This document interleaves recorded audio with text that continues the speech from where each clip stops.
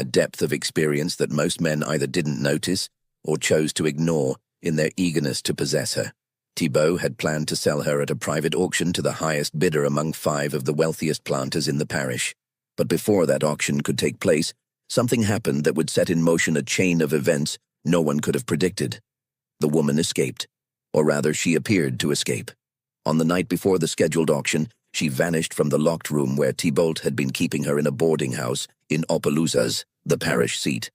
The door remained locked from the outside. The window was barred.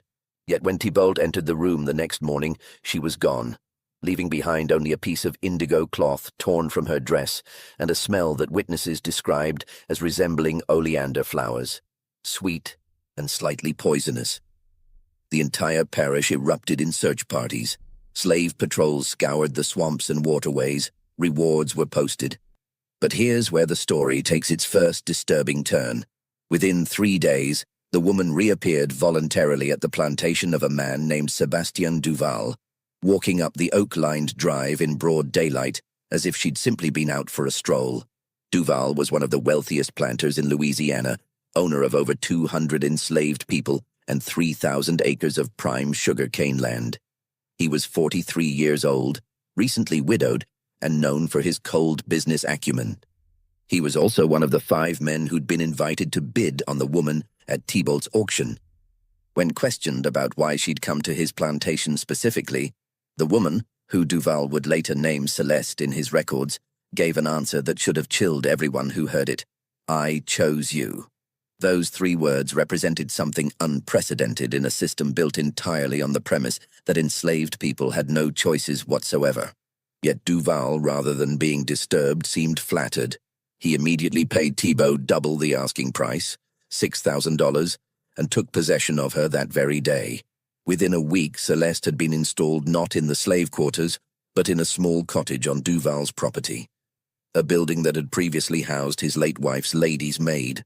She was given fine clothes, her own servant, and most shocking of all, she was seen walking the gardens with Duval himself, sometimes for hours at a time.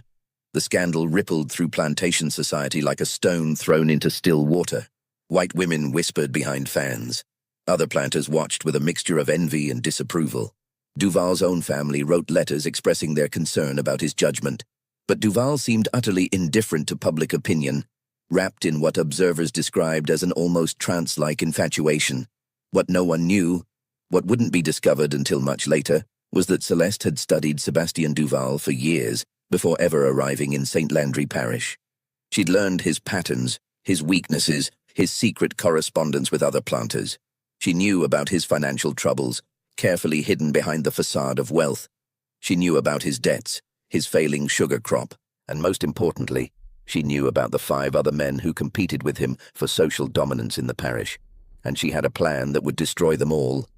3 months after Celeste's arrival at the Duval plantation, on a humid August night when the air hung so thick you could almost see it, Sebastien Duval hosted what would become known as the last dinner party he would ever give. The invitation list was carefully curated. Armand Leclerc, owner of the neighboring plantation and Duval's chief rival in sugar production. Octave Rousseau, a cotton planter whose family had held land in the parish since 1780. Théophile Boudreau, the youngest of the group at 37, who'd recently inherited his father's estate. And Philippe Saunier, the parish judge whose influence extended into every aspect of local law and society. These 5 men, including Duval, represented the absolute pinnacle of power in that corner of Louisiana. Between them, they owned over 1,000 human beings, controlled tens of thousands of acres, and held the economic fate of hundreds of families in their hands. The evening began conventionally enough. The men gathered in Duval's library, a room paneled in imported mahogany, drinking French cognac and smoking Cuban cigars while discussing crop prices and political developments in Washington. Dinner was served at 8 o'clock in the formal dining room. Turtle soup, roasted duck, oysters prepared 3 different ways, all accompanied by wines that cost more per bottle than most families earned in a month. But the atmosphere throughout the meal was strained. Every man present knew about Celeste, and every man present wanted to see her. Duval had been deliberately vague in his letters about whether she would appear at the dinner, playing on their curiosity their competitiveness,